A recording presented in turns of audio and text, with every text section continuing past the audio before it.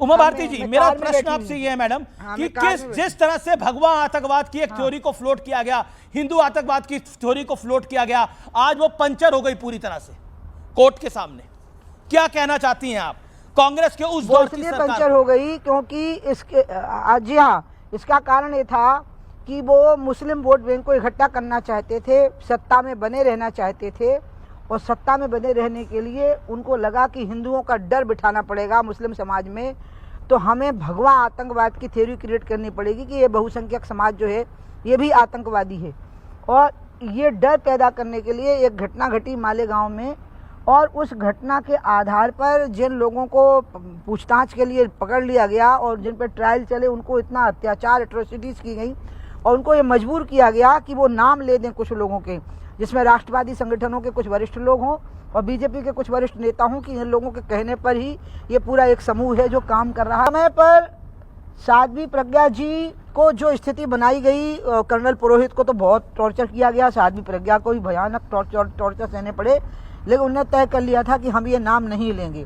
और इसलिए जो एक बात उठ रही है कि मालेगांव ब्लास्ट तो हुआ है और लोग मरे हैं, तो मामला ही अलग हो गया। वो जो मरे हैं और जिनने मारा है, वो ना वो मारे गए पकड़े गए जा सके, और ना वो मरे गए लोगों के साथ कुछ न्याय हो सका, क्योंकि इन्हें पूरी नैरेटिव ही गलत कर दिया है, पूरी थ्योरी गलत कर दी। और इसका परिणाम ये निकला कि आधार बना ही नहीं। जो लोग कह रहे हैं ना कि इन्वेस्टिगेशन में ठीक से नहीं हुआ, अरे उस समय हमारी सरकार थी ही नहीं, केंद्र में मनमोहन सिंह जी की सरकार थी और शायद महाराष्ट्र में कांग्रेस की सरकार थी। तो इन्वेस्टिगेशन में अगर कोई कमी है, यानी इन्वेस्टिगेशन गलत है, पूरा का पूरा मामला गलत है, फर्जी है, और ये सब हिंदू समाज को बदनाम करने के लिए, भारत को कलंकित करने के लिए हुआ था। आज आप भावुक भी हो गई, इमोशनल भी हो गई उमा जी? मैं इमोशनल क्यों नहीं होंगी? कितना अत्याचार हुआ है प्रज्ञा पर। ऐसा हमने सुना था कि औरंगजेब के टाइम पर, बाबर के टाइम पर, सबसे ज़्यादा औरंगजेब के टाइम पे ऐसे जुल्म ढाए गए। हमारी अपनी देश की सरकार, लोकतांत्रिक तरीके से चुनी गई सरकार, एक झूठ को सच में बदलने के लिए और एक बहुसंख्यक समाज को पूरी दुनिया में कलंकित करने के लिए, इस देश को पूरी दुनिया में कलंकित करने के लिए, इस देश का बहुसंख्यक समाज आतंकवाद का समर्थक हो गया है। इसको निरूपित करने के लिए जिस तरह से एक महिला के ऊपर, एक संत के ऊपर अत्याचार हुआ, एक आर्मी के ऑफिसर के ऊपर अत्याचार हुआ, उसके सहयोगियों पर हुआ, वो कितना दुखद तक, कितना हृदय को चीर देने वाला था।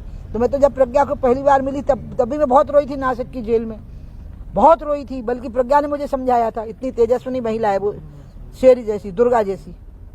जी, लेकिन आज दिग्विजय सिंह का हृदय परिवर्तन हो गया। वो कहते हैं हिंदू आतंकवाद नहीं होता, ना इस्लामिक आतंकवाद होता है, आतंकवाद होता है।